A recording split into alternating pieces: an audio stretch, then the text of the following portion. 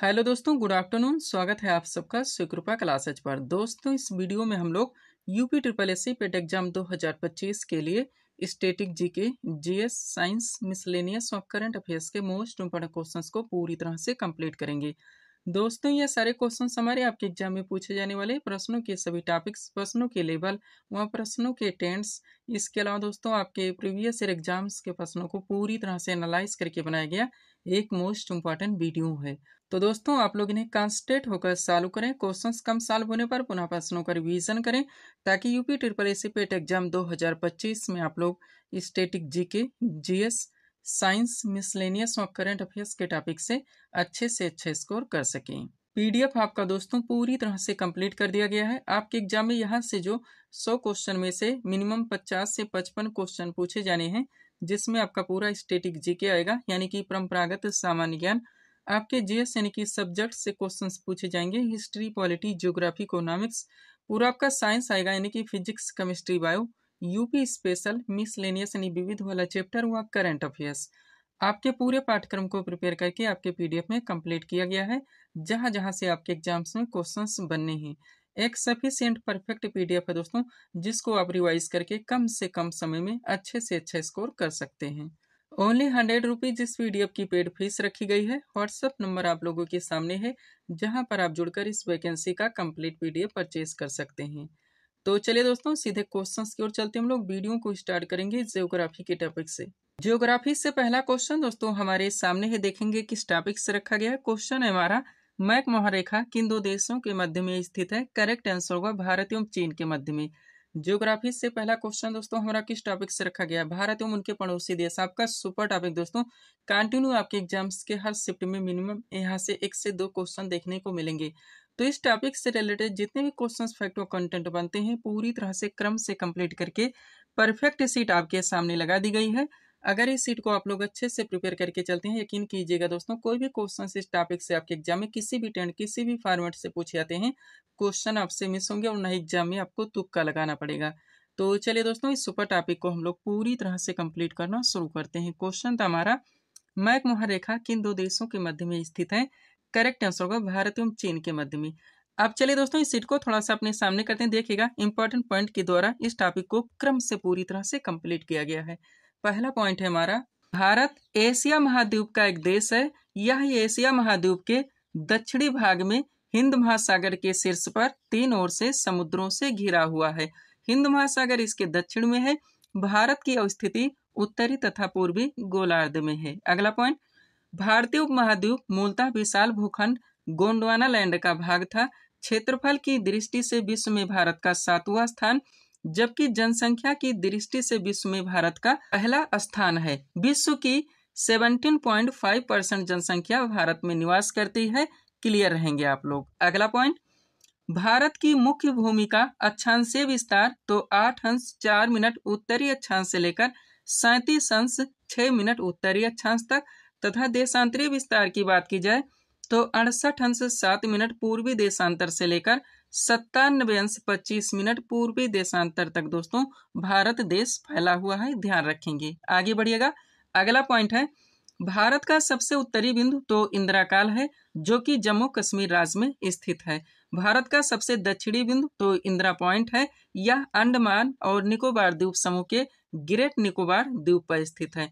वहीं सबसे पश्चिमी बिंदु यानी कि गुहार मोती की बात की जाए तो ये गुजरात राज्य में है, तथा सबसे पूर्वी बिंदु जिसे किबिथु कहा जाता है, ये अरुणाचल प्रदेश में स्थित है। क्लियर रहेंगे आप लोग। दोस्तों, हमारे एक एक सेंटेंस, एक एक कॉन्सेप्ट से बहुत सारे क्वेश्चंस, फैक्ट व कंटेंट बनते हैं, जो कि आपके एग्जाम में भर भर के पूछे जाते हैं। यही वजह दोस्तों, हम अपने वीडियोस में ऑप्शन नहीं लगाते, क्योंकि ऑप्शन से सारी चीजें एक साथ कंप्लीट नहीं हो सकती, केवल कंफ्यूजन क्रिएट होता है और टाइम टेकिंग हो जाता है। जो भी टॉपिक्स हमारे द्वारा जहाँ पे उठाए जाते हैं, उनको वहीं पे बेसिक से लेकर सब कुछ क्रम से पूरी तरह से कंप्लीट कर दिया जाता है। इसके लिए मुझे कितने भी बुक से मटेरियल का कलेक्शन क्यों ना करना पड़े। आगे बढ़िएगा। अगला पॉइंट है दोस्तों आपका प्रायद्वीपीय भारत का दक्षिणतम बिंदु, तो कन्याकुमारी यानी कि केप कोमोरिन है, जो कि तमिलनाडु राज्य में स्थित है। ध्यान रखेंगे हर फैक्ट हर कंटेंट को दोस्तों आपको अच्छे से प्रिपेयर करके चलने हैं। ये जो आपका पेट का एग्जाम होने जा रहा है दोस्तों, ये 3 साल के लिए पूरी तरह से वैलिड रहेगा और इसके बीच में बहुत सारी दोस्तों वैकेंसियां रन करेंगी। दोस्तों हम आपको बताना चाहेंगे अभी आपके एग्जाम में पर्याप्त समय है। आप अपनी प्रिपरेशन कहीं से भी करें, ऑनलाइन करें या फिर दोस्तों ऑफलाइन करें। आपके जो पूरे पाठ्यक्रम है दोस्तों, जहां जहां से आपके एग्जाम से क्वेश्चंस बनने हैं, हो सके दोस्तों उनको प्रिपेयर रखें और नोट डाउन कर लें। जब आप अपनी प्रिपरेशन करें, आप देखें दोस्तों वो सारे टॉपिक्स जहां जहां से हमारे एग्जाम्स में क्वेश्चंस बने हैं पूरी तरह से कंप्लीट करवाए जा रहे हैं या नहीं करवाए जा रहे हैं। अगर नहीं करवाए जा रहे हैं दोस्तों, तो उनको पूरी तरह से कंप्लीट करने का प्रयास कीजिए। दिशाहीन तैयारी दोस्तों आपको बिल्कुल भी नहीं करने हैं और ध्यान रखने हैं दोस्तों अपने प्रिपरेशन के दौरान कि आप अपने दोस्तों पूरे पाठ्यक्रम को फोकस रखें। ऐसा ना करें केवल आप हिस्ट्री पकड़े हैं बस हिस्ट्री पकड़े हैं, पॉलिटी पकड़े हैं बस पॉलिटी ही पकड़े हुए हैं। हर टॉपिक्स को दोस्तों आप लोग पूरी तरह से फोकस कीजिए। वहां से जितने भी क्वेश्चंस फैक्ट और कंटेंट बनते हैं अच्छे से उनको रिवाइज कीजिए। ऑप्शन के चक्कर में बिल्कुल भी नहीं रहने दोस्तों, क्योंकि ऑप्शन से कोई भी टॉपिक आपका कभी क्लियर नहीं हो सकता। अगला पॉइंट देखिएगा क्या है। भारत का क्षेत्रफल तो 32,87,263 वर्ग किलोमीटर है, जो कि विश्व के कुल भौगोलिक क्षेत्रफल का 2.4% है। अगला पॉइंट, भारत के उत्तर में नेपाल, भूटान व चीन, दक्षिण में श्रीलंका एवं हिंद महासागर, पूर्व में बांग्लादेश, म्यांमार एवं बंगाल की खाड़ी तथा पश्चिम में पाकिस्तान और अफगानिस्तान व अरब सागर है। ध्यान रखिएगा। अगला पॉइंट, भारत के कुल 9 पड़ोसी देश हैं, जिनमें 7 देश स्थलीय सीमा से जुड़े हैं और 2 देश जलीय सीमा से जुड़े हैं। अब 7 स्थलीय सीमा वाले भारत के पड़ोसी देश देखेंगे तो पाकिस्तान है, अफगानिस्तान है, चीन है, नेपाल है, भूटान है, बांग्लादेश है एवं म्यांमार है। 2 जलीय सीमा वाले भारत के पड़ोसी देश देखेंगे तो श्रीलंका एवं मालदीव है। एक छोटा सा नोट देखिए, भारत के 16 राज्य और 2 केंद्र शासित प्रदेशों की सीमाएं पड़ोसी देशों के साथ मिलती हैं। पूरी तरह से प्रिपेयर रहेंगे आप लोग। आगे बढ़ते हैं। अब इस सेट को दोस्तों आप लोगों को अच्छे से कंप्लीट करके चलने हैं। जहां पे दोस्तों भारत के जितने भी पड़ोसी देश हैं सबसे पहले उनके नाम दिए गए हैं। भारत के साथ उनकी कितनी सीमा साझा होती है किलोमीटर में दिया गया है। उन सभी दोस्तों भारतीय राज्य एवं केंद्र शासित प्रदेशों की संख्या दी गई है। जो दोस्तों पड़ोसी राज्य जो दोस्तों पड़ोसी देशों के साथ मिलते हैं और उसके बाद में उनके नाम दिए गए हैं। तो देखिएगा सबसे पहले दोस्तों भारत के उन सभी पड़ोसी देशों के नाम हैं जो कि भारत के साथ सीमा साझा करते हैं। सीमा की लंबाई किलोमीटर में दी गई है। उनकी संख्या दी गई दोस्तों जो भारत के राज्य केंद्र शासित प्रदेश पड़ोसी देशों के साथ सीमा साझा करते हैं और यहाँ पे उनके नाम दिए गए हैं। अलग अलग टेंस से दोस्तों ये सारे क्वेश्चंस आपके एग्जाम में पूछे जाएंगे। तो चलिए स्टार्ट करते हैं हम लोग। सबसे पहले दोस्तों बांग्लादेश, तो यह भारत के साथ 4096.7 किलोमीटर की सीमा साझा करता है टोटल 5 राज्य से। नाम है इनके पश्चिम बंगाल, असम, मेघालय, त्रिपुरा और मिजोरम। अगला पॉइंट देखिएगा। बात की जाए दोस्तों चीन की, तो यह भारत के साथ 3488 किलोमीटर की सीमा साझा करता है टोटल 5 राज्य या केंद्र शासित प्रदेशों से। नाम है इनके हिमाचल प्रदेश, उत्तराखंड, सिक्किम, अरुणाचल प्रदेश और लद्दाख। आगे बढ़िएगा। ये भी चीजें क्रम से दी गई दोस्तों। सबसे पहले बांग्लादेश दिया गया है, यानी कि बांग्लादेश दोस्तों भारत के साथ सबसे ज्यादा सीमा साझा करता है। उसके बाद में चीन है, उसके बाद में पाकिस्तान है। ये चीजें भी क्रम से दी गई हैं। ध्यान रखिएगा, क्वेश्चंस आपके एग्जाम में बनेंगे। अब बात की जाए दोस्तों पाकिस्तान की, तो यह भारत के साथ 3323 किलोमीटर की सीमा साझा करता है टोटल 5 राज्य या केंद्र शासित प्रदेशों से। नाम है इनके जम्मू कश्मीर, पंजाब, राजस्थान, गुजरात और लद्दाख। ध्यान रखिएगा। आगे बढ़ते हैं दोस्तों। नेपाल की बात की जाए तो यह दोस्तों भारत के साथ 1751 किलोमीटर की सीमा साझा करता है टोटल 5 राज्यों से। नाम है इनके उत्तराखंड, उत्तर प्रदेश, बिहार, पश्चिम बंगाल और सिक्किम। आगे बढ़िएगा। म्यांमार की बात की जाए दोस्तों तो यह भारत के साथ 1643 किलोमीटर की सीमा साझा करता है टोटल 4 राज्यों से। नाम है इनके अरुणाचल प्रदेश, नागालैंड, मणिपुर और मिजोरम। उसके बाद में भूटान आता है दोस्तों, जो कि भारत के साथ 699 किलोमीटर की सीमा साझा करता है टोटल 4 राज्यों से। नाम है इनके सिक्किम, पश्चिम बंगाल, असम और अरुणाचल प्रदेश। लास्ट है दोस्तों अफगानिस्तान, जो कि भारत के साथ सबसे कम यानी कि केवल 106 किलोमीटर की सीमा साझा करता है। टोटल एक राज्य केंद्र शासित प्रदेश से, नाम है उसका लद्दाख। ध्यान रखेंगे आप लोग। आगे बढ़ते हैं। अभी बहुत सारे दोस्तों क्वेश्चंस, फैक्ट व कंटेंट आपके इस टॉपिक यानी कि भारत एवं पड़ोसी देश से बनते हैं, जिसको आप लोग अच्छे से सॉल्व करेंगे। देखिएगा, अगला पॉइंट है आपका, कर्क रेखा भारत के बीचों बीच से होकर गुजरती है, जो कि भारत के 8 राज्यों से होकर जाती है। ये राज्य हैं गुजरात, राजस्थान, मध्य प्रदेश, छत्तीसगढ़, झारखंड, पश्चिम बंगाल, त्रिपुरा एवं मिजोरम। अगला पॉइंट, भारत का मानक समय यानी कि IST की बात की जाए, या नैनी इलाहाबाद यानी कि प्रयागराज से लिया गया है, जो कि दोस्तों 82.5 अंश पूर्व यानी कि 82.5 डिग्री पूर्वी देशांतर पर स्थित है, जो भारत के 5 राज्यों से होकर जाती है। यह राज्य दोस्तों उत्तर से दक्षिण की ओर क्रमशः इस प्रकार है। नाम देखेंगे, उत्तर प्रदेश, मध्य प्रदेश, छत्तीसगढ़, ओडिशा और आंध्र प्रदेश। हर कंटेंट, हर फैक्ट दोस्तों अच्छे से क्लियर कर दिए गए हैं। अगला पॉइंट, भारत की लंबाई उत्तर से दक्षिण यानी कश्मीर से कन्याकुमारी देखेंगे तो 3214 किलोमीटर, जबकि पूर्व से पश्चिम यानी कि कच्छ से लेकर अरुणाचल प्रदेश की लंबाई देखेंगे तो 2933 किलोमीटर है। नेक्स्ट, भारत के स्थल सीमा की लंबाई 15,200 किलोमीटर एवं तट रेखा की लंबाई 6100 किलोमीटर है, तथा द्वीपों सहित भारत के तट रेखा की लंबाई देखी जाए तो 7516.6 किलोमीटर है। भारत को प्रशासनिक रूप से 28 राज्य व 8 केंद्र शासित प्रदेशों में बांटा गया है। ध्यान रखिएगा आप लोग। एक बात ऑलरेडी कहना चाहेंगे दोस्तों, जितने भी स्टूडेंट्स PDF ले चुके हैं, ले रहे हैं दोस्तों, आप इसको अच्छे से रिवाइज कीजिए। PDF को इस फॉर्मेट में बनाया भी गया है कि आपको पढ़ने में भी अच्छा लगेगा और आपकी सारी चीजें दोस्तों बिना इधर उधर भटके कम से कम समय में पूरी तरह से क्लियर हो जाएंगी। अगला पॉइंट, क्षेत्रफल की दृष्टि से राजस्थान भारत का सबसे बड़ा राज्य, जबकि गोवा सबसे छोटा राज्य है। वर्ष 2011 की जनगणना के अनुसार भारत का जनसंख्या घनत्व तो 382 व्यक्ति प्रति वर्ग किलोमीटर है। भारत में जनसंख्या घनत्व में व्यापक विभिन्नता पाई जाती है। इसका मुख्य कारण कृषि उत्पादकता एवं बस्तियों की बनावट में पाई जाने वाली विभिन्नता है। जनसंख्या की दृष्टि से उत्तर प्रदेश भारत का सबसे बड़ा राज्य, जबकि सिक्किम सबसे छोटा राज्य है। क्षेत्रफल की दृष्टि से लद्दाख सबसे बड़ा केंद्र शासित प्रदेश, जबकि लक्षद्वीप सबसे छोटा केंद्र शासित प्रदेश है। और जनसंख्या की दृष्टि से दिल्ली सबसे बड़ा केंद्र शासित प्रदेश, जबकि लक्षद्वीप दोस्तों सबसे छोटा केंद्र शासित प्रदेश है। भारत की जलवायु की बात की जाए दोस्तों तो उष्णकटिबंधीय मानसूनी है। ध्यान रखेंगे आप लोग। आगे बढ़िएगा। अभी भारत एवं उनके पड़ोसी देश से दोस्तों बहुत सारे फैक्ट बनते हैं, क्रम से आप लोग पूरी तरह से क्लियर करेंगे। अगला पॉइंट, भारत में कुल नगरों की संख्या की बात की जाए तो लगभग 4000 है। भारत में सर्वाधिक नगरों वाला राज्य वो उत्तर प्रदेश है, जबकि मेघालय में सबसे कम नगर हैं। इंटरलिंक करके सारी चीजें दोस्तों यहाँ पे इंक्लूड की जाती हैं कि किसी भी टॉपिक से दोस्तों, किसी भी ट्रेंड, किसी भी फॉर्मेट से आपके एग्जाम में क्वेश्चन पूछे जाएं, क्वेश्चन आपसे मिस ना हो। आगे बढ़िएगा। वहीं भारत में सर्वाधिक दोस्तों नगरीय जनसंख्या वाला राज्य देखेंगे तो महाराष्ट्र है, जबकि सबसे कम नगरीय जनसंख्या वो सिक्किम में है। ध्यान रखेंगे। भारत का सबसे लंबा राष्ट्रीय राजमार्ग संख्या तो 44 है यानी कि 44, जो कि श्रीनगर से कन्याकुमारी यानी कि 3745 किलोमीटर तक जाता है। भारत में रेल मार्ग की कुल लंबाई वर्ष 2022 के अनुसार देखेंगे, जो कि अब तक का सबसे नया डाटा है, तो 67,387 किलोमीटर है। क्लियर रहिएगा आप लोग। आगे बढ़िएगा। अब भारत एवं उनके पड़ोसी देश के संबंध में दोस्तों जितनी भी जल संधियां और ग्रेट चैनल है दोस्तों, इसको भी आप लोग यहीं पे पूरी तरह से कंप्लीट करेंगे। ये भी दोस्तों आपके इसी टॉपिक का भाग है, जहां से आपके एग्जाम में क्वेश्चंस बनेंगे ही बनेंगे। देखिएगा, पॉइंट है हमारा प्रमुख चैनल या जल संधियां एवं विभाजित क्षेत्र।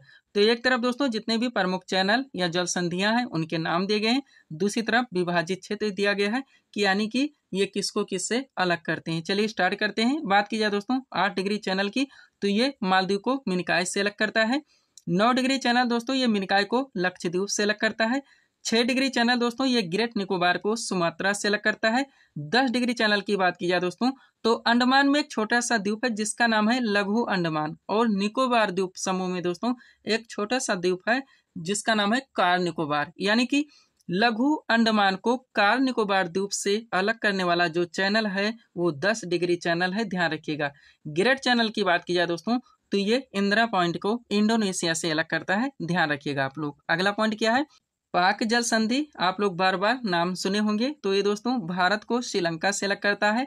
और कोको जो चैनल है दोस्तों ये अंडमान व म्यांमार में एक छोटा सा द्वीप है जिसका नाम है कोको द्वीप, इसको इससे अलग करता है। यानी कि अंडमान को कोको द्वीप से अलग करने वाला जो चैनल है उसका नाम है कोको चैनल, ध्यान रखिएगा आप लोग। आगे बढ़ते हैं, थोड़ा सा क्वेश्चन कलेक्ट कीजिए दोस्तों ताकि ये टॉपिक आपका पूरी तरह से क्लियर हो सके। देखिएगा पॉइंट है हमारा, भारत एवं उनके पड़ोसी देश के बीच स्थित सीमा रेखाएं।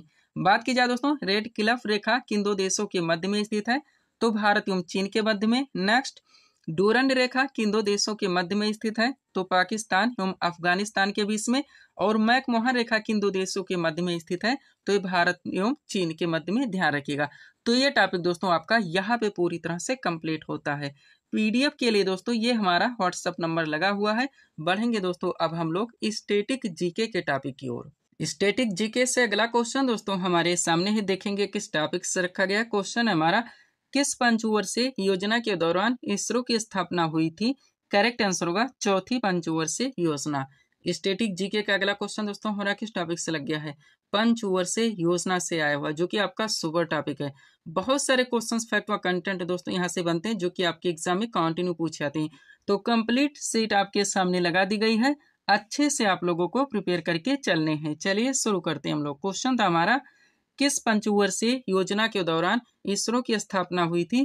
करेक्ट आंसर होगा चौथी पंचवर्षीय योजना। क्वेश्चन का टॉपिक है हमारा भारत की पंचवर्षीय योजनाएं।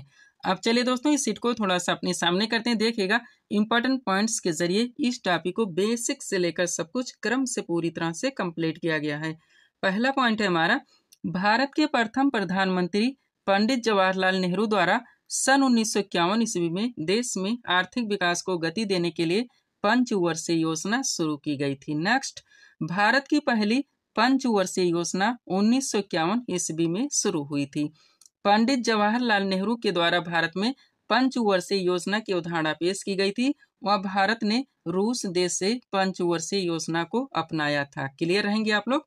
अगला पॉइंट, जोसेफ स्टालिन प्रथम व्यक्ति थे जिन्होंने सोवियत संघ में वर्ष 1928 में पंचवर्षीय योजना को लागू किया था। और पंचवर्षीय योजना बनाने का मुख्य कार्य तो योजना आयोग यानी कि प्लानिंग कमीशन का है। अब चूंकि दोस्तों योजना आयोग यानी कि प्लानिंग कमीशन की भी बात हुई है तो ये भी दोस्तों आपका सुपर कंटेंट है। तो यहाँ से जितने भी फैक्ट बनते हैं आप कंप्लीट कीजिए।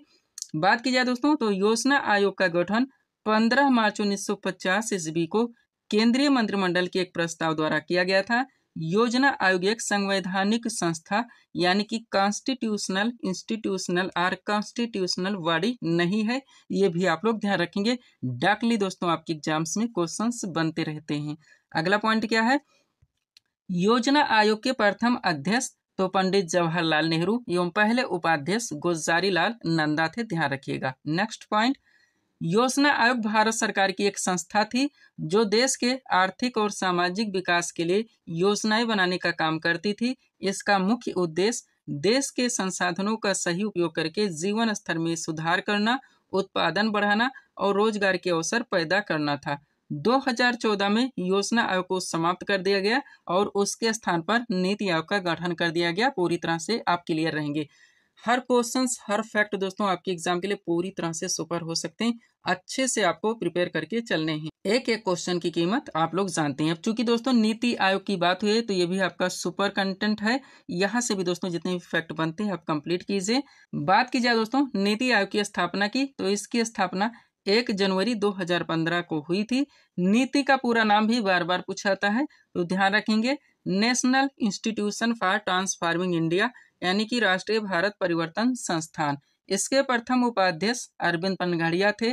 प्रथम सीईओ की बात की जाए तो अमिताभ कांत थे। वर्तमान उपाध्यक्ष इसके सुमन बेरी हैं और वर्तमान सीईओ श्री वी.वी.आर. सुब्रमण्यम है। और दोस्तों प्रेजेंट में जो प्रधानमंत्री होते हैं वही इस आयोग के अध्यक्ष माने जाते हैं, ये भी आप लोग ध्यान रखेंगे। और भी फैक्ट देखिए दोस्तों नीति आयोग से क्या है, नीति आयोग जिसे राष्ट्रीय भारत परिवर्तन संस्थान भी कहा जाता है, भारत सरकार का एक थिंक टैंक है, ध्यान रखिएगा, जिसका मुख्य उद्देश्य देश के आर्थिक विकास को बढ़ावा देना है। यह 1 जनवरी 2015 को योजना आयोग के स्थान पर स्थापित किया गया था। नीति आयोग का मुख्य कार्य केंद्र और राज्य सरकारों को रणनीतिक और तकनीकी सलाह प्रदान करना है ताकि देश में सतत विकास लक्ष्यों को प्राप्त किया जा सके। ध्यान रखिएगा। यहाँ तक दोस्तों आपकी बेसिक चीजें थी। अब चलिए सीधे टॉपिक पे चलते हैं दोस्तों। टॉपिक हमारा भारत की पंचवर्षीय योजनाएं। तो देखिएगा पॉइंट है हमारा भारत की पंचवर्षीय योजना। स्टार्ट करते हैं हम लोग। बात की जाए दोस्तों प्रथम पंचवर्षीय योजना की, तो इसकी अवधि थी 1 अप्रैल 1951 से लेकर 31 मार्च 1956 तक। मॉडल की बात की जाए तो ये हेराल्ड डोमर मॉडल पर आधारित थी। मुख्य उद्देश्य था इसका कृषि विकास। एक छोटा सा नोट देखिए दोस्तों, इस योजना काल के दौरान कई बड़ी सिंचाई परियोजनाएं लगाई गईं, जैसे कि भाखड़ा नांगल परियोजना, दामोदर नदी घाटी परियोजना और व्यास परियोजना। ध्यान रखेंगे रिवाइज आपको अच्छे से करने हैं दोस्तों, बगैर रिवाइज के कुछ भी होने वाला नहीं है। एक बात ऑलरेडी कहना चाहेंगे दोस्तों, जितने भी स्टूडेंट्स पीडीएफ ले चुके हैं या ले रहे हैं दोस्तों, आप इसको अच्छे से रिवाइज कीजिए। पीडीएफ को इस फॉर्मेट में बनाया भी गया है कि आपको पढ़ने में भी अच्छा लगेगा और आपकी सारी चीजें कम से कम समय में पूरी तरह से क्लियर हो जाएंगी। आगे बढ़िएगा। बात की जाए दोस्तों द्वितीय पंचवर्षीय योजना की, तो इसकी समय अवधि थी 1 अप्रैल 1956 से लेकर 31 मार्च 1961 तक। मॉडल की बात की जाए तो पीसी महालनोबिस मॉडल पर आधारित थी। मुख्य उद्देश्य था इसका औद्योगिक विकास। नोट देखिए दोस्तों, द्वितीय पंचवर्षीय योजना के दौरान अनेक महत्वपूर्ण वृहद उद्योग जैसे कि राउरकेला, भिलाई और दुर्गापुर क्रमशः जर्मनी, रूस और ब्रिटेन के सहयोग से स्थापित किए गए। वह द्वितीय पंचवर्षीय योजना के दौरान भारत में मिश्रित अर्थव्यवस्था का विकल्प चुना गया था। ये भी आप लोग ध्यान रखेंगे। आगे बढ़िएगा। बात की जाए दोस्तों तृतीय पंचवर्षीय योजना की, तो इसका मुख्य उद्देश्य था आत्मनिर्भरता, कृषि एवं उद्योग का विकास। अब यहाँ से सुपर कंटेंट बनते हैं। देखिएगा दोस्तों, तृतीय पंचवर्षीय योजना अपने उद्देश्य को प्राप्त करने में असफल रही, इसलिए इसे एक असफल योजना माना जाता है। यही इतना दोस्तों बार बार पूछा आता है। जिसके मुख्य कारण थे भारत चीन युद्ध 1962, भारत पाक युद्ध 1965 तथा भूतपूर्व सूखा 1966। अगला पॉइंट, तृतीय पंचवर्षीय योजना की असफलता के बाद सरकार को योजना अवकाश कब 1966 से लेकर 67 तक, 67 से लेकर 68 तक और 68 से लेकर 69 की घोषणा करनी पड़ी और इस अवधि में 3 वार्षिक योजनाएं तैयार की गईं। वह हरित क्रांति की शुरुआत तृतीय पंचवर्षीय योजना के दौरान की गई थी। ये भी आप लोग ध्यान रखेंगे। आगे बढ़ते हैं। चौथी पंचवर्षीय योजना की बात की जाए दोस्तों, तो समय अवधि थी इसकी 1969 से लेकर 1974 तक। मॉडल की बात की जाए तो DR गाडगिल मॉडल पर आधारित थी और मुख्य उद्देश्य था इसका स्थिरता के साथ आत्मनिर्भरता एवं कृषि तथा सिंचाई पर महत्व। अब 3 क्वेश्चन यहाँ से सुपर बनते हैं। पहला देखिएगा, किस पंचवर्षीय योजना में 14 बैंकों का राष्ट्रीयकरण किया गया? तो चौथी पंचवर्षीय योजना थी। नेक्स्ट, किस पंचवर्षीय योजना में भारत की कृषि वृद्धि दर सर्वाधिक रही? तो भी चौथी पंचवर्षीय योजना थी। और किस पंचवर्षीय योजना के दौरान इसरो की स्थापना हुई थी? तो भी चौथी पंचवर्षीय योजना थी। ध्यान रखिएगा। पांचवी पंचवर्षीय योजना देखिएगा दोस्तों, समयावधि की बात की जाए तो इसकी समयावधि थी 1974 से लेकर 1979 तक। मुख्य उद्देश्य था इसका गरीबी उन्मूलन और आत्मनिर्भरता पर बल। अब 2 क्वेश्चन सुपर हैं। पहला, किस पंचवर्षीय योजना में पहली बार गरीबी हटाओ का नारा दिया गया? तो पांचवी पंचवर्षीय योजना थी। ध्यान रखिएगा, हजारों बार पूछा गया, आप लोग जानते हैं। और कौन सी पंचवर्षीय योजना जो केवल 4 वर्ष ही चली थी? तो भी पांचवी पंचवर्षीय योजना थी। ये भी आप लोग ध्यान रखिएगा। आगे बढ़ते हैं। बात की जाए दोस्तों छठी पंचवर्षीय योजना की, तो समयावधि थी इसकी 1980 से लेकर 1985 तक। मुख्य उद्देश्य था इसका गरीबी उन्मूलन और रोजगार में वृद्धि। अब यहाँ से पहला पॉइंट देखिएगा, किस पंचवर्षीय योजना में समन्वित ग्रामीण विकास कार्यक्रम शुरू हुआ था? तो छठी पंचवर्षीय योजना थी। ध्यान रखिएगा। अगला पॉइंट, छठी पंचवर्षीय योजना के दौरान जनसंख्या वृद्धि को नियंत्रित करने के लिए परिवार नियोजन कार्यक्रम शुरू किया गया। इस योजना में विकास के नेहरू मॉडल को अपनाया गया था। ये भी बार बार पूछा जाता है। और सुपर कंटेंट आपका, छठी पंचवर्षीय योजना के दौरान शिवरामन समिति की सिफारिश पर कब 1982 में क्या राष्ट्रीय कृषि एवं ग्रामीण विकास बैंक यानी कि नाबार्ड की स्थापना हुई थी? ध्यान रखेंगे। अब नाबार्ड का फुल फॉर्म भी ध्यान रखिए दोस्तों, बार बार पूछा जाता है। हालांकि ये सारी चीजें करंट में भी मेंशन की गई हैं। तो नाबार्ड का पूरा नाम होता है दोस्तों national bank for agriculture and rural development, यानी कि राष्ट्रीय कृषि एवं ग्रामीण विकास बैंक। ध्यान रखेंगे आप लोग। आगे बढ़ते हैं। बात की जाए दोस्तों 7वीं पंचवर्षीय योजना की, तो समयावधि थी इसकी 1985 से लेकर 1990 ईस्वी तक। मुख्य उद्देश्य था इसका रोजगार, शिक्षा तथा जन स्वास्थ्य का विकास। 8वीं पंचवर्षीय योजना की बात की जाए, समयावधि थी इसकी 1992 से 1997। मॉडल की बात की जाए तो जॉन डब्ल्यू मूलर मॉडल पर आधारित थी और मुख्य उद्देश्य था इसका मानव संसाधन का विकास। 9वीं पंचवर्षीय योजना की बात की जाए, समयावधि थी इसकी 1997 से 2002 और मुख्य उद्देश्य था इसका न्यायपूर्ण वितरण एवं समानता के साथ विकास। ध्यान रखिएगा। आगे बढ़ते हैं। 10वीं पंचवर्षीय योजना की बात की जाए दोस्तों, तो समयावधि थी इसकी 2002 से 2007 और मुख्य उद्देश्य था गरीबी और बेरोजगारी को समाप्त करना एवं अगले 10 वर्षों में प्रति व्यक्ति आय दोगुनी करना। 11वीं पंचवर्षीय योजना की बात की जाए तो समयावधि थी इसकी 2007 से 2012 और मुख्य उद्देश्य था इसका तीव्रतम एवं समावेशी विकास। लास्ट यानी 12वीं पंचवर्षीय योजना की बात की जाए तो समयावधि थी इसकी 2012 से 2017 और मुख्य उद्देश्य था इसका तीव्र, समावेशी और सतत विकास। ध्यान रखिएगा। तो इस टॉपिक को आप लोगों को यहाँ तक पूरी तरह से क्लियर करके चलने हैं। इसके बाद में आप लोग जानते हैं दोस्तों कि पंचवर्षीय योजनाएं समाप्त कर दी गई और उसके स्थान पर नीति आयोग का गठन कर दिया गया, जिसके बारे में आप पूरी तरह से दोस्तों अभी प्रिपेयर कर चुकी हैं। पीडीएफ के लिए दोस्तों ये हमारा व्हाट्सएप नंबर लगा हुआ है। बढ़ेंगे दोस्तों हम लोग स्टैटिक जीके के अगले टॉपिक की ओर। स्टैटिक जीके का अगला क्वेश्चन दोस्तों हमारे सामने है। देखेंगे किस टॉपिक से रखा गया है। क्वेश्चन है हमारा, त्रिस्तरीय पंचायती राज व्यवस्था का सुझाव किस समिति ने दिया? करेक्ट आंसर होगा बलवंत राय मेहता समिति ने। स्टैटिक जीके का अगला क्वेश्चन दोस्तों हमारा किस टॉपिक से लग गया? पंचायती राज व्यवस्था से। ये भी आपका सुपर टॉपिक है। कंटिन्यू आपके एग्जाम्स के हर शिफ्ट में दोस्तों यहाँ से क्वेश्चन देखने को मिलेंगे। तो कंप्लीट सीट आपके सामने लगाई गई है, अच्छे से आप लोगों को प्रिपेयर करके चलने हैं। चलिए शुरू करते हैं हम लोग। क्वेश्चन था हमारा, त्रिस्तरीय पंचायती राज व्यवस्था का सुझाव किस समिति ने दिया?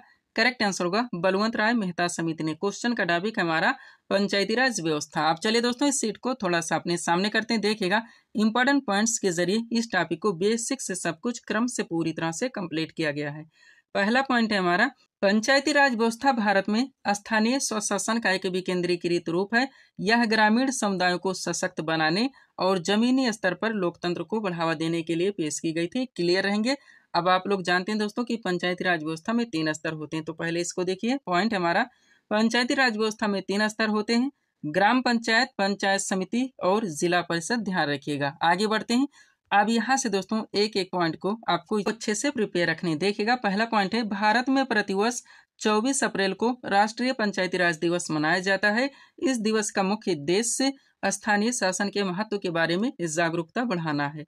पंचायती राज व्यवस्था को 73वें संविधान संशोधन 1992 के द्वारा संवैधानिक दर्जा प्रदान किया गया। पंचायती राज व्यवस्था सर्वप्रथम 2 अक्टूबर 1959 को राजस्थान के नागौर जिले से आरंभ की गई। त्रिस्तरीय पंचायती राज व्यवस्था का सुझाव बलवंत राय मेहता समिति के द्वारा दिया गया था। संविधान की 11वीं अनुसूची में इसे डाला गया है। टोटल दोस्तों इसमें 29 कार्यों को शामिल किया गया है और लॉर्ड रिपन को भारत में स्थानीय स्वशासन का जनक माना जाता है। ये भी आप लोग ध्यान रखेंगे। आगे बढ़िएगा। आप सबसे पहले दोस्तों 4 क्वेश्चन आप लोग यहाँ से देखिए। पहला है, ग्राम पंचायत की स्थापना का प्रावधान भारतीय संविधान के किस अनुच्छेद में? तो अनुच्छेद 40 में है। नेक्स्ट, ग्राम पंचायत की स्थापना का प्रावधान भारतीय संविधान के किस भाग में? तो भाग 4 में है। अगला पॉइंट, बलवंत राय मेहता समिति का गठन कब किया गया था? 1957 में और पंचायती राज की सूची के अंतर्गत आता है तो राज्य सूची का विषय ध्यान रखिएगा।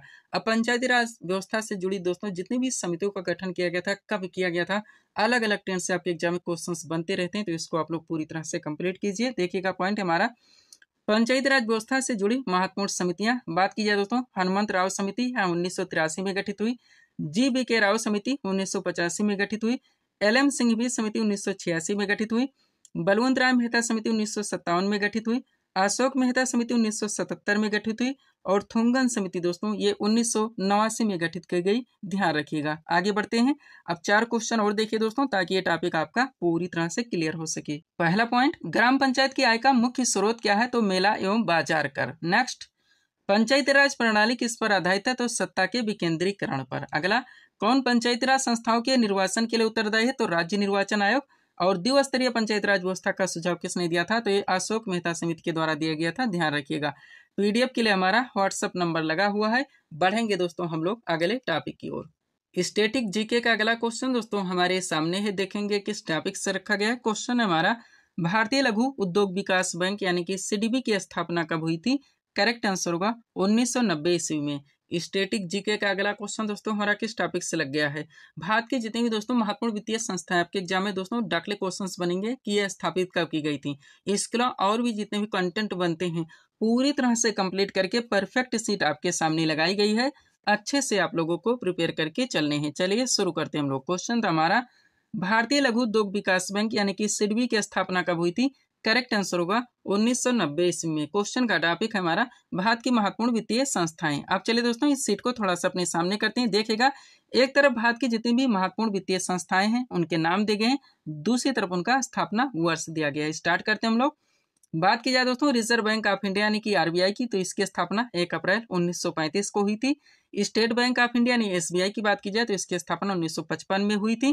भारतीय जीवन बीमा निगम यानी कि एलआईसी की बात की जाए तो इसकी स्थापना 1956 में हुई थी।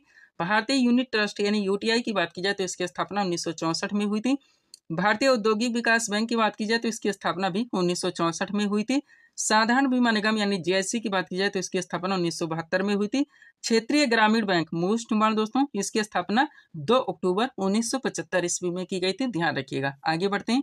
अगला पॉइंट क्या है दोस्तों, भारतीय निर्यात आयात बैंक यानी कि एग्जिम की बात की जाए तो इसकी स्थापना 1982 में हुई थी। राष्ट्रीय कृषि एवं ग्रामीण विकास बैंक यानी कि नाबार्ड की बात की जाए तो इसकी स्थापना 1982 में हुई थी।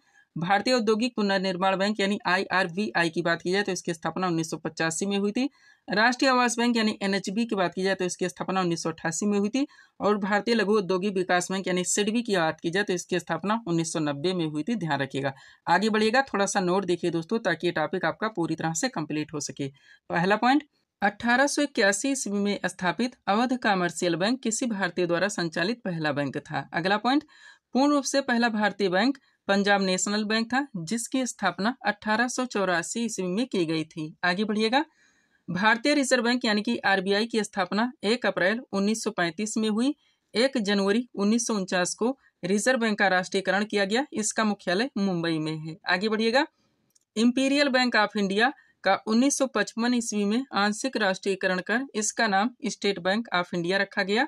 व 19 जुलाई 1969 ईस्वी को 14 बड़े व्यवसायिक बैंकों का राष्ट्रीयकरण किया गया। और 15 अप्रैल 1980 ईस्वी को 6 निजी बैंकों का राष्ट्रीयकरण किया गया। ध्यान रखेंगे आप लोग। पीडीएफ के लिए दोस्तों ये हमारा व्हाट्सएप नंबर लगा हुआ है। बढ़ेंगे दोस्तों हम लोग स्टैटिक जीके के अगले टॉपिक की ओर। स्टैटिक जीके का अगला क्वेश्चन दोस्तों हमारे सामने ही देखेंगे किस टॉपिक से रखा गया। क्वेश्चन हमारा, पुलित्जर पुरस्कार किस क्षेत्र में प्रदान किया जाता है। करेक्ट आंसर होगा पत्रकारिता के क्षेत्र में। स्टैटिक जीके का अगला क्वेश्चन दोस्तों हमारा किस टॉपिक से लग गया। जितने भी दोस्तों राष्ट्रीय एवं अंतरराष्ट्रीय लेवल के पुरस्कार एवं सम्मान है संबंधित क्षेत्र आपके एग्जाम से डायरेक्टली क्वेश्चंस पूछे जाते हैं दोस्तों की पुलित्जर पुरस्कार के क्षेत्र में दिया था, ऑस्कर पुरस्कार के क्षेत्र में दिया था, कलिंग पुरस्कार के क्षेत्र में दिया था, द्रोणाचार्य पुरस्कार के क्षेत्र में दिया जाता है, चमेली देवी पुरस्कार के क्षेत्र में दिया जाता है। तो जितने भी हो सकते हैं पूरी तरह से कंप्लीट करके परफेक्ट सीट आपके सामने लगा दी गई है। अच्छे से आप लोगों को प्रिपेयर करके चलने हैं। चलिए शुरू करते हैं हम लोग। क्वेश्चन हमारा, पुलित्जर पुरस्कार किस क्षेत्र में प्रदान किया जाता है। करेक्ट आंसर होगा पत्रकारिता के क्षेत्र में। क्वेश्चन का टॉपिक हमारा महत्वपूर्ण राष्ट्रीय एवं अंतरराष्ट्रीय पुरस्कार तथा संबंधित क्षेत्र। चलिए इस सीट को थोड़ा सा अपने सामने करते हैं। देखिएगा, अब एक तरफ दोस्तों इसमें जितने भी राष्ट्रीय एवं अंतरराष्ट्रीय लेवल के पुरस्कार एवं सम्मान है उनके नाम दिए गए हैं, दूसरी तरफ उनसे संबंधित क्षेत्र के नाम दिए गए हैं। स्टार्ट करेंगे दोस्तों हम लोग अंतरराष्ट्रीय पुरस्कार एवं सम्मान व संबंधित क्षेत्र से। तो सबसे पहले दोस्तों बात होगी नोबेल पुरस्कार की। ध्यान रखिएगा, ये टोटल 6 क्षेत्रों में दिया जाता है।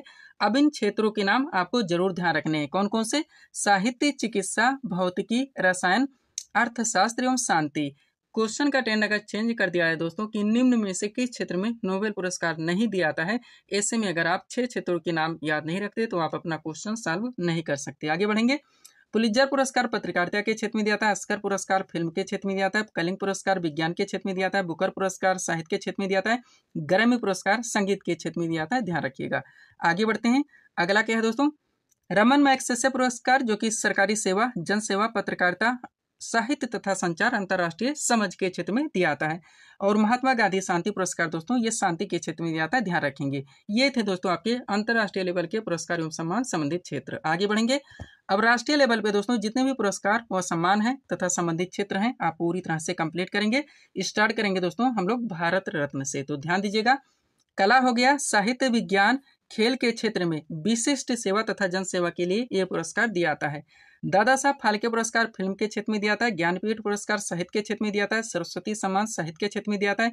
व्यास सम्मान ये भी साहित्य के क्षेत्र में दिया जाता है। कबीर पुरस्कार दोस्तों ये सामाजिक सद्भाव के क्षेत्र में दिया जाता है, ध्यान रखिएगा। आगे बढ़ते हैं, अगला क्या है दोस्तों आपका द्रोणाचार्य पुरस्कार जो कि खेल प्रशिक्षण के क्षेत्र में दिया जाता है। मेजर ध्यानचंद खेल रत्न पुरस्कार खेल सराहनीय प्रदर्शन करने वाले खिलाड़ी को दिया जाता है। अर्जुन पुरस्कार खेल के क्षेत्र में दिया जाता है। शांति स्वरूप भटनागर पुरस्कार विज्ञान के क्षेत्र में दिया जाता है। धन्वंतरी पुरस्कार चिकित्सा के क्षेत्र में दिया जाता है। बोलाक पुरस्कार ये कृषि की पैदावार में उल्लेखनीय योगदान के लिए दिया जाता है। चमेली देवी पुरस्कार ये पत्रकारिता के क्षेत्र में दिया जाता है, ध्यान रखिएगा। आगे बढ़ते हैं, लास्ट है दोस्तों आपका गोविंद वल्लभ पंत पुरस्कार जो कि सर्वश्रेष्ठ सांसद को दिया जाता है, ध्यान रखिएगा। पीडीएफ के लिए हमारा व्हाट्सएप नंबर लगा हुआ है। बढ़ेंगे दोस्तों हम लोग स्टैटिक जीके के अगले टॉपिक की ओर।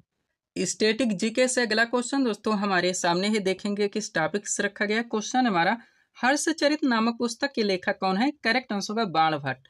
स्टैटिक जीके का अगला क्वेश्चन दोस्तों हमारा किस टॉपिक से लग गया है? महत्वपूर्ण जितनी भी दोस्तों प्राचीन पुस्तकें उनके लेखक आपका सुपर टॉपिक रहेगा दोस्तों। आपके एग्जाम्स में क्वेश्चंस जरूर देखने को मिलेंगे, तो कंप्लीट सीट आपके सामने लगाई गई है, अच्छे से आप लोगों को प्रिपेयर करके चलने हैं। चलिए शुरू करते हैं हम लोग। क्वेश्चन था हमारा हर्षचरित नामक पुस्तक के लेखक कौन है? करेक्ट आंसर होगा बाणभट्ट। क्वेश्चन का टॉपिक है हमारा महत्वपूर्ण प्राचीन पुस्तकें एवं उनके लेखक। चलिए इस सीट को थोड़ा सा अपने सामने करते हैं, देखिएगा दोस्तों। अब एक तरफ जितने भी हैं महत्वपूर्ण प्राचीन पुस्तकों के नाम दिए गए हैं, दूसरी तरफ उनसे संबंधित लेखक के नाम दिए गए हैं। स्टार्ट करते हैं। बात की जाए दोस्तों पृथ्वीराज रासो, इनके लेखक चंद्रवरदाई हैं। गीतांजलि, गार्डनर, पोस्ट ऑफिस और गोरा चारों ध्यान रखेंगे सुपर हैं, इनके लेखक रविन्द्रनाथ टैगोर हैं। 49 डेज के लेखक अमृता प्रीतम है। 10 टू पाकिस्तान के लेखक खुशवंत सिंह है। रंगभूमि के लेखक दोस्तों प्रेमचंद हैं। पल्लव के लेखक सुमित्रा नंदन पंत हैं। कुरुक्षेत्र और उर्वशी दोनों ध्यान रखेंगे, मोस्ट इंपॉर्टेंट है। इनके लेखक दोस्तों रामधारी सिंह दिनकर हैं, ध्यान रखिएगा। आगे बढ़ते हैं, अगला दोस्तों अनहैप्पी इंडिया, जिनके लेखक लाला लाजपत राय हैं। भारत भारती, यशोधरा और साकेत, इनके लेखक मैथिली शरणगुप्त हैं। कागज ते कैनवास के लेखक अमृता प्रीतम है। पंचतंत्र के लेखक विष्णु शर्मा है। द कंपनी ऑफ वीमेन के लेखक खुशवंत सिंह है। प्रेम वाटिका के लेखक रस खान है। नेचुरल हिस्ट्री के लेखक पिलनी है। बुद्ध चरितम के लेखक दोस्तों अश्व घोष हैं, ध्यान रखिएगा आप लोग। आगे बढ़ते हैं, अगला क्या है दोस्तों आपका कादम्बरी, जिनके लेखक बाणभट्ट हैं। द इंडियन स्ट्रगल के लेखक सुभाष चंद्र बोस हैं। शाहनामा के लेखक फिरदौसी हैं। सूर सागर, सूर सारावली और साहित्य लहरी के लेखक सूरदास जी हैं। हुमायूंनामा की लेखिका गुलबदन बेगम है। लाइफ डिवाइन के लेखक अरविंद घोष हैं। अनामिका के लेखक दोस्तों सूर्यकांत त्रिपाठी निराला है, ध्यान रखिएगा आप लोग। आगे बढ़ते हैं, अगला क्या है दोस्तों आपका यामा, जिनके लेखक महादेव वर्मा है। एन एरिया ऑफ डार्कनेस के लेखक बी एस नायपाल है। हिंदू व्यू ऑफ लाइफ के लेखक डॉक्टर सर्वपल्ली राधाकृष्णन है। राजतरंगिणी के लेखक कल्हड़ हैं। कुमार संभवम, अभिज्ञान शाकुंतलम और मेघदूत, इनके लेखक कालिदास जी हैं। मालती माधव के लेखक दोस्तों भवभूतियां, ध्यान रखेंगे। किताबुल हिंद के लेखक अलबरूनी है। दादा कामरेड मोस्ट इंपॉर्टेंट, इनके लेखक दोस्तों यशपाल हैं, ध्यान रखिएगा। जो भी टॉपिक समय द्वारा उठाया जाता है दोस्तों उनको वहीं पे पूरी तरह से कंप्लीट किया जाता है। चिदम्बरा के लेखक सुमित्रा नंदन पंत हैं। The dark room, my days और मालगुडी डेज, इनके लेखक आर के नारायण है। चंद्रकांता के लेखक देवकी नंदन खत्री हैं। कामसूत्र के लेखक वात्स्यायन हैं। हितोपदेश के लेखक नारायण पंडित हैं। अर्थशास्त्र के लेखक चाणक्य या कौटिल्य हैं। कामायनी के लेखक जयशंकर प्रसाद हैं और अष्टाध्यायी के लेखक पाणिनि हैं, ध्यान रखेंगे आप लोग। आगे बढ़ते हैं, अगला है दोस्तों हमारा इंडिका, जिनके लेखक मेगास्थनीज हैं।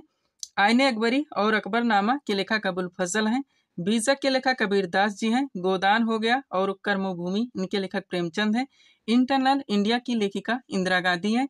कुली के लेखक मुल्कराज आनंद हैं। मृच्छकटिकम के लेखक शूद्रक हैं, ध्यान रखिएगा। आगे बढ़ते हैं, अगला है दोस्तों wings of fire, most important, जो कि एक जीवनी है। इसके अलावा टर्निंग पॉइंट और इंडिया 2020, इनके लेखक डॉक्टर एपीजे अब्दुल कलाम हैं।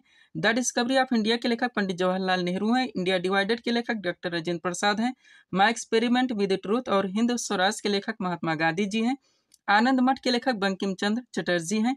इंडिया विंस फ्रीडम के लेखक मौलाना अबुल कलाम आजाद हैं। और मधुशाला के लेखक दोस्तों हरिवंश राय बच्चन हैं, ध्यान रखिएगा। आगे बढ़ते हैं, और लास्ट है दोस्तों आपका सत्यार्थ प्रकाश, जिनके लेखक स्वामी दयानंद सरस्वती हैं, ध्यान रखेंगे आप लोग। तो दोस्तों यहीं पे हम इस वीडियो को विराम देना चाहेंगे। और भी टॉपिक्स या कंटेंट ऐड करते हैं तो आपका वीडियो लंबा खींचेगा। तो मिलते हैं दोस्तों हम आपको अपने अगले वीडियोस में। Thanks for watching.